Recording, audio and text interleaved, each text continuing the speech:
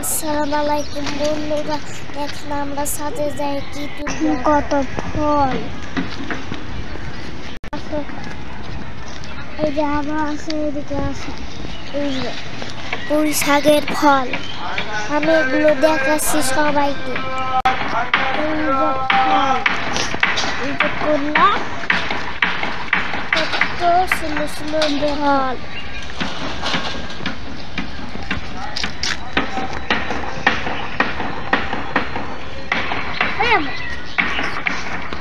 বন্ধুরা, আমি এখন পুঁই শাকের ফল কাটতেছি, দেখো।